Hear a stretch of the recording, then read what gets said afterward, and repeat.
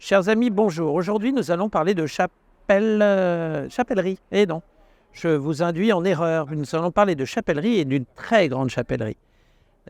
Ce qui se fait de mieux en France, nous allons la suivre, nous allons la découvrir. Nous allons rencontrer une personne qui fait à la fois du modélisme et qui fait de la chapellerie, qui dirige une entreprise qui fait partie du patrimoine vivant. Suivez-moi, nous allons la rencontrer.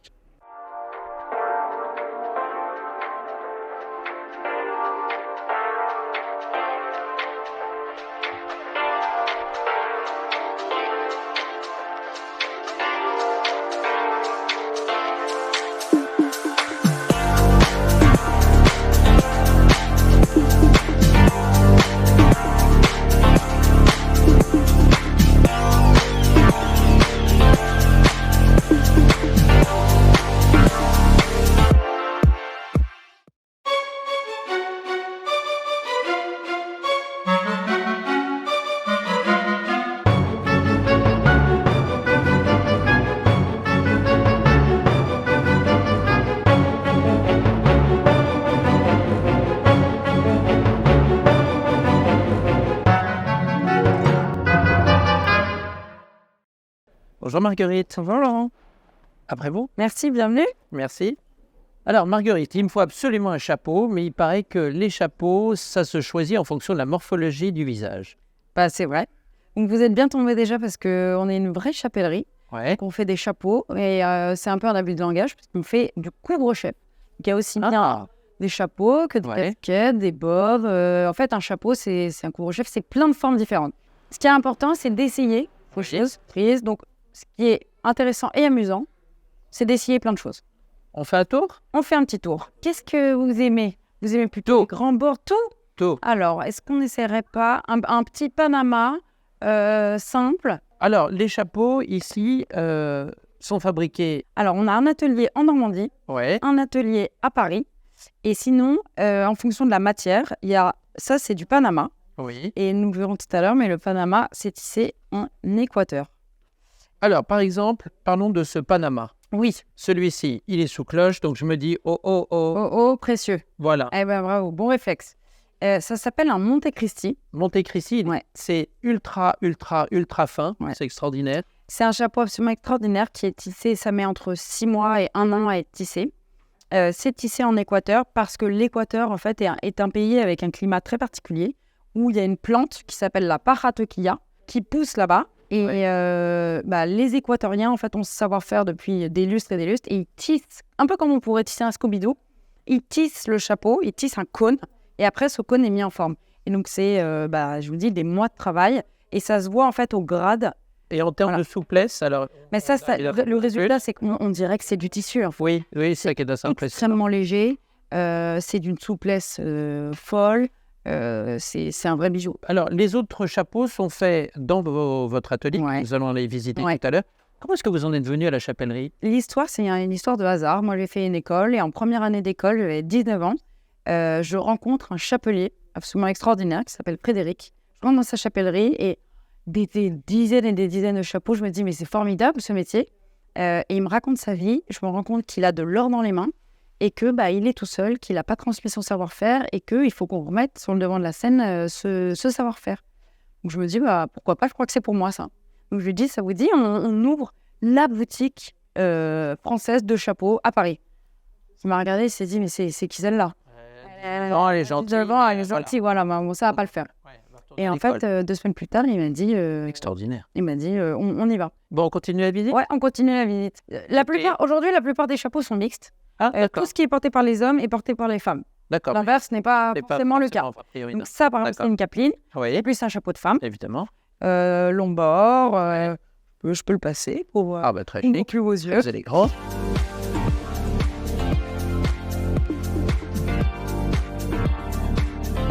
C'est ça qui est extraordinaire, c'est que vous faites travailler des tas de métiers complètement différents. Ouais, exactement. La chapellerie, on pense que c'est un métier. Oui. Et en fait, c'est plein de métiers. Parce que quand vous travaillez le feutre, vous ne travaillez pas de la même manière que quand vous travaillez la paille. Et vous ne travaillez pas de la même manière que quand vous travaillez du tissu. Le tissu, c'est du coupé-cousu. On coupe, on coud. Alors que quand vous moulez un chapeau en feutre, il n'y a pas de couture. Enfin, il y a de la couture pour garnir le chapeau. Mais sinon, on coupe pas le feutre. Comment est-ce que vous travaillez pour la création des chapeaux, pour arriver à les personnaliser au maximum? Alors, au départ, en fait, il y a une création de collection Oui, à laquelle moi, je participe. On fait une collection et à partir de là, les clients vont demander des personnalisations. Ça, on a tellement de formes, tellement de modèles que souvent, notamment les hommes, il y a pas besoin de faire sur mesure parce qu'on a déjà plein de modèles. Donc, on va proposer de changer un ruban ou d'assortir avec un petit tissu. Bon, ça se fait. Celles, le plus souvent, qui demandent des chapeaux sur mesure, ce sont les femmes pour des question de couleur. mariages ou pour des événements. Et donc, elles vont arriver avec une robe, elles vont créer leur robe, elles vont dire je veux ma robe est corail, je voudrais un chapeau corail. Et donc, nous, on teint la paille à la demande et on fait vraiment le chapeau de A à Z. Alors, moi, quand je suis rentré, il y a un chapeau que j'ai trouvé magnifique. Oui. C'est ce bleu. Mais vous m'avez dit, il a une histoire. Oui, il a une histoire parce qu'il a été créé pour... En fait, on ne savait pas qu'il a été créé. C'était une agence qui nous avait demandé de faire un chapeau. On a fait ce chapeau et en fait, plusieurs semaines plus tard, on a compris que c'était pour Monica Bellucci. Donc, on était super contents. En plus, il a été dans un magazine, donc c'était très rigolo. Ce chapeau, c'est un chapeau en parasisal. C'est une matière naturelle et il est garni de plumes d'autruche qu'on appelle plumes d'autruche brûlées. Donc, vous voyez, elles ne sont pas continues, les plumes. Il y a de la plume, un fil, de la plume, un fil. C'est un travail absolument incroyable. Ça. Et après, vous voyez, il est garni, on voit pas rien, il n'y a pas de couture. Et puis, pas l'assemblage. Il est d'une légèreté. Touché. Ah oui, c'est extraordinaire. Ouais. Extraordinaire. Alors Marguerite, donc les formes que j'apercevais tout à l'heure servent pour... bien entendu, nous allons aller à l'atelier, mais elles servent également pour le moulage des chapeaux, mais pas... Alors, elles servent pour le moulage des chapeaux. Donc, on peut mouler... Quelle matière? Oui, tout. On peut mouler du feutre ou de la paille. De la paille aussi. Ou du style. On peut mouler ce qu'on veut. C'est un peu comme un moule à gâteau. Vous mettez ce que vous voulez dedans, et après, ça va au four, ça cuit, on démoule. Alors, avant de parler de tendance, j'ai l'impression, c'est une impression, on voit beaucoup de stars porter des chapeaux. Est-ce qu'on revient au chapeau? Parce qu'il y a une période où on partait, comme vous le disiez tout à l'heure, les chapeaux, 19e, il n'y a pas une photo où on voit une personne sans chapeau, ça n'existe pas ou presque, que ce soit classe populaire ou classe aisée. Comment se fait-il qu'on ait perdu les chapeaux et est-ce qu'on est vraiment en train d'y revenir? Vous avez raison, avant on ne sortait pas en chapeau et il y a eu une sorte de clivage à partir de l'après-guerre, les années 50, avec notamment l'essor de la voiture automobile individuelle, où on avait moins besoin en fait de porter un chapeau. On pouvait se déplacer d'un point A à un point B, et donc le chapeau, petit à petit, a disparu. Depuis une dizaine d'années, il revient, parce que le chapeau, c'est trop amusant. C'est un accessoire de mode extraordinaire, en plus d'être effectivement avec des fonctions confortables, de protection, etc. Et c'est l'expression d'une personnalité. Donc ça revient, c'est sur les défilés, il y a des personnalités qui importent, et donc ça redynamise tout ça. Nous, on est hyper contents. Les tendances du moment sont les capelines avec des grands bords, les canotiers, et effectivement des choses un peu XXL, un peu extravagantes. Donc nous, on aime bien, parce que ça, on sort des sentiers battus, ça nous fait faire des choses différentes, et on aime bien ça. Alors, vous avez parlé de Pharrell Williams tout à l'heure, c'est assez amusant, c'est vrai qu'il porte son chapeau. Est-ce qu'on a d'autres personnalités comme ça iconiques qui... vous voyez passer des personnalités? Il y a Harrison Ford, bien sûr. Qui est emblématique, il y a Alain Delon, la reine d'Angleterre, il y a pas mal de références quand même. Audrey Hepburn, il y a plein de références en chapeau. Et de jolies références qu'on peut retrouver dans les photos que vous avez accrochées. Exactement. C'est ce qu'on a voulu... En fait, c'est l'esprit qu'on a voulu donner avec cette maison et dans cette boutique, c'est que tout le monde peut porter un chapeau, en fait. À chaque tête, son chapeau. Dans les années 50, tout le monde portait des chapeaux. Personne n'a jamais dit « j'ai pas une tête à chapeau ». Aujourd'hui, si on dit ça, c'est parce que, comme il n'y a plus d'offres, on va trouver une forme dans une taille. Donc, si c'est pas votre forme et pas votre taille, votre conclusion, c'est « j'ai pas une tête à chapeau ». Mais en fait, il y en a forcément une. C'est peut-être pas un chapeau, c'est peut-être une casquette, c'est peut-être un plus petit bord. Toutes les variantes sont possibles. Qu'est-ce que vous diriez à une personne qui a peur de porter un chapeau, qui ne sait pas s'y prendre? Je lui dirais que déjà, rien ne presse. Oui. Donc, il n'y a pas besoin de décider tout de suite. Et mon conseil, c'est d'essayer plein de choses parce que en essayant, on comprend aussi, on se rend compte. Parfois, on a une idée, on se dit qu'un chapeau, ça a une certaine forme, mais en fait, il y a plein d'autres possibilités. Donc, essayer, ça rassure. Et puis, Un bon conseil, c'est aussi de laisser son chapeau devant sa porte d'entrée. Comme ça, quand on sort, on y pense, on le porte et on se pose pas trop de questions. Et c'est le meilleur moyen de l'adopter. Pourquoi est-ce que porter un chapeau, c'est si français finalement? Ça, c'est un peu l'histoire de la mode française. Pourquoi est-ce que la mode... Paris est la capitale de la mode et je pense qu'en ça a entraîné le chapeau avec, parce que le chapeau est un accessoire. On a de la chance d'avoir des grands prix en France, notamment le prix de Diane où le chapeau est emblématique. Il y a l'équivalent en Angleterre et je pense que c'est une culture du chapeau française qu'il y a aussi en Angleterre et qu'il n'y a pas dans les autres pays. Donc on a de la chance. Quand j'ai ouvert la boutique, la rue de Babylone, qui était la première boutique, un jour un homme rentre avec une femme dans la boutique et pour acheter un chapeau à sa femme. La femme ne savait pas trop quoi choisir, elle hésitait. Bon. Et le mari, pour la rassurer, lui dit « Ne t'en fais pas, courtois, c'est ce qu'il y a de mieux. Mon grand-père ne portait que des chapeaux courtois. » Sauf que ça faisait 3 mois qu'on avait ouvert la boutique. Je ne pouvais pas m'empêcher de sourire et à la fois j'étais très touchée parce que c'était un gage de confiance, c'était un compliment génial. Bon, je suis rentrée, j'ai raconté cette histoire, on était... vos parents, vous êtes fiers quand même. Très fiers, très fiers. Il y a l'anecdote aussi de qui est la seule personne qui a le droit de porter un chapeau en toutes circonstances. Le pape? Non. Non, mais c'est une personne importante, vous avez raison. D'accord. Française ou étrangère? Étrangère. Voilà, la reine d'Angleterre. Bravo. C'est ça? Exactement. Donc en toutes circonstances, elle a le droit de garder son chapeau. Oh, ouais, exactement. Bon, c'est joli comme histoire. Alors, maintenant, il me faut votre artiste préféré. Moi, il y a un artiste que j'aime bien. C'est Coluche. Ouais. J'aime beaucoup Coluche parce que c'est un homme qui avait à cœur de faire rire les gens. Ouais. Et je pense que le rire, ça nous maintient en vie, ça nous donne envie. D'accord. Et moi, j'apprécie ça. Et en plus de son métier d'humoriste, c'était un homme engagé qui avait une conscience de son environnement et qui a monté les Restos du Cœur. Donc, c'est un truc, je trouve que c'était un homme aux 1000 couleurs et j'aime bien ça. Ah, c'est joli. Période préférée?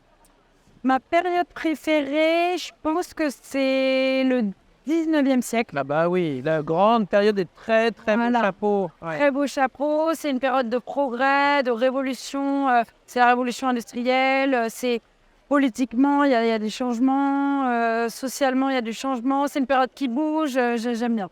D'accord. Et puis, la dernière, eh bien, tout simplement, votre œuvre préférée? Je vais choisir une chanson. Ah! Je vais choisir la chanson Je t'aime, je t'aime, je t'aimerai de Francis Cabrel. Ah! Pourquoi je choisis cette chanson? Parce que évidemment c'est une chanson d'amour. Ouais. Et l'amour c'est hyper important parce que c'est ce qui nous donne envie de faire des choses, ça nous anime, voilà. Mais c'est pas qu'une chanson d'amour. Ça parle aussi de nature, ça parle de projets, ça parle de rêves, ça parle de secrets. Et ça fait rêver. Bienvenue à l'atelier. Superbe. Voilà, et des personnes très efficaces derrière. Exactement. C'est ça qui compte d'ailleurs. Absolument. La transmission, c'est un truc hyper important pour nous et auquel on prête vraiment grand soin. Ok, donc là on a Jenny qui trace la peau, donc on trace toujours sur l'envers parce que le poil de l'autre côté ça gêne. Elle trace avec un stylo fait exprès et ensuite elle coupera toujours côté cuir et pas côté poil.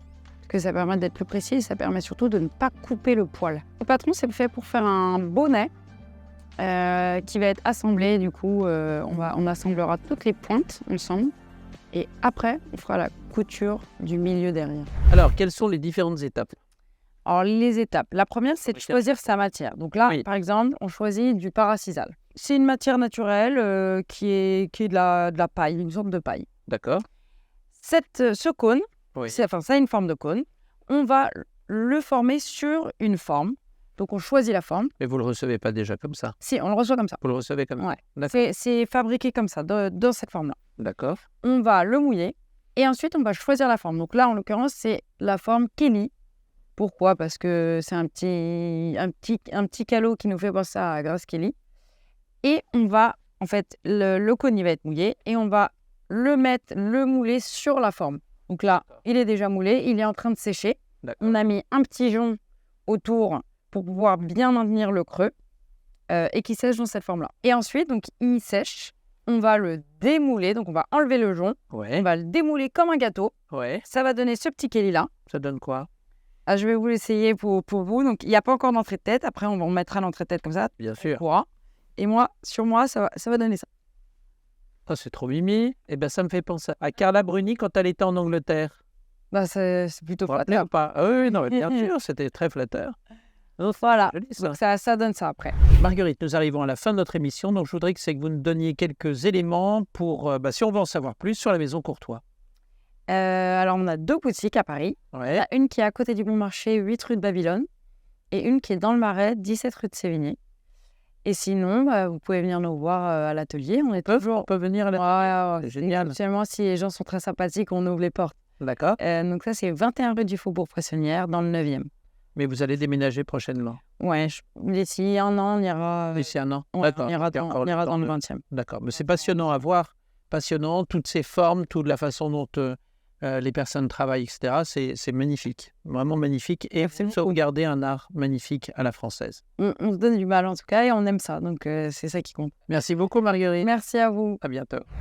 Ne pensez pas que vous n'ayez pas une tête à chapeau. Il y a des têtes à claque, c'est sûr, mais des têtes à chapeau, c'est parce qu'il faut trouver le chapeau qu'il vous faut. Donc, mon challenge est tout simple. Essayez, avant de porter un chapeau, essayez des tas de chapeaux, vous trouverez le vôtre. Je vous souhaite une bonne continuation en chapeau.